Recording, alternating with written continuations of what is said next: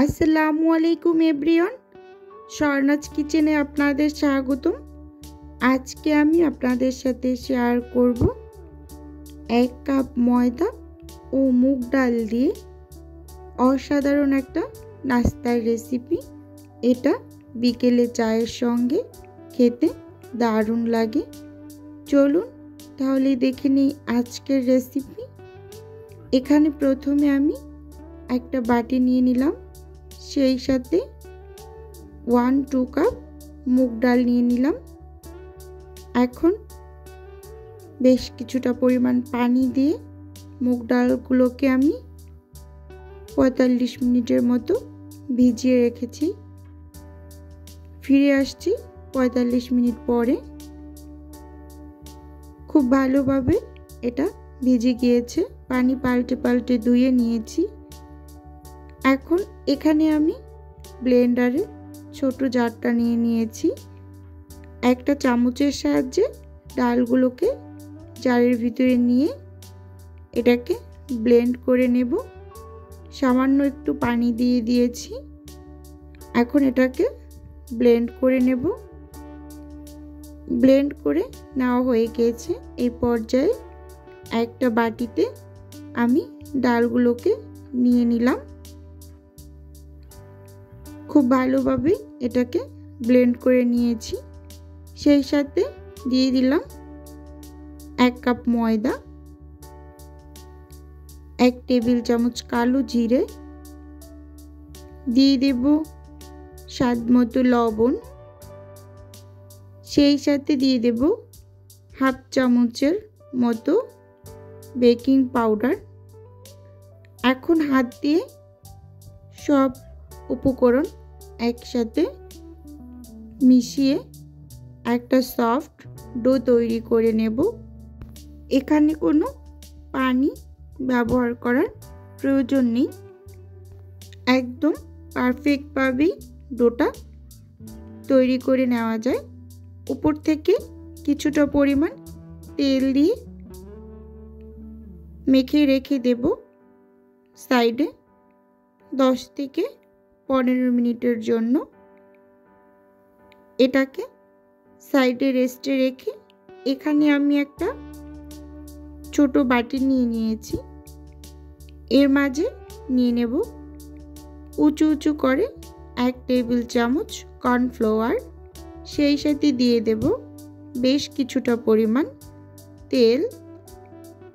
এখানে আমি তিল আর কর্নফ্লাওয়ারের মিশ্রণে একটা ব্যাটার তৈরি করে নিয়েছি। এটাকে সাইডে রেখে আমি এখানে কাঠের একটা বোর্ড নিয়ে নিলাম। ডোটাকে 15 মিনিটের মতো রেস্টে রেখেছিলাম। 15 মিনিট পরে ঢাকনা খুলে এটাকে খুব ভালোভাবে একটু মেখে সরাসরি বোর্ডের উপরে নিয়ে নিলাম। নিয়ে হাত দিয়ে খুব ভালোভাবে একটু মথে লম্বা একটা ডো তৈরি করে নেব। এখান থেকে আমি ছোট ছোট লেচি কেটে নিয়েছি। 3টা লেচি কেটে নিয়েছি আমি। 2টাকে বাটিতে ঢাকনা দিয়ে রেখে দেব। একটা দিয়ে আমি একটা রুটি তৈরি করে নেব। রুটিটা একদম পাতলাও হবে না, আবার খুব বেশি মোটাও হবে না। পুরুত্বটা আমি তৈরি করে দেখিয়ে দেব।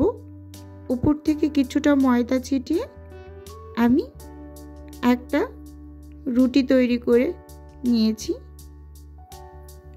দেখিয়ে দেব এটার পুরুত্বটা কেমন নিয়েছি, দেখেই বুঝতে পারছেন স্ক্রিনে। আমি যে মিশ্রণটা রেডি করে রেখেছিলাম, একটা ব্রাশের সাহায্যে উপর থেকে কিছুটা পরিমাণ দিয়ে কিছুটা ময়দা ছিটিয়ে এটাকে আমি ভাঁজ করে নেব 2 সাইড থেকে। আমরা যেরকম পরোটা তৈরির সময় ভাঁজ দিই, ঠিক সেভাবেই এই ভাঁজটাও দিয়ে প্রত্যেক লেয়ারে এভাবে কর্নফ্লাওয়ার আর তেলের যে মিশ্রণটা ওটা লাগিয়ে উপর থেকে কিছুটা পরিমাণ ময়দা ছিটিয়ে এটা তৈরি করে নেব। সেম প্রসেসে আবার এখানেও আমি একটা রুটি তৈরি করে নেব। এভাবে করে কর্নফ্লাওয়ারের মিশ্রণ দিয়ে রুটি, পরোটা, লুচি যে কোনো কিছু তৈরি করলে এটা অনেকটা ফুলকো হয়।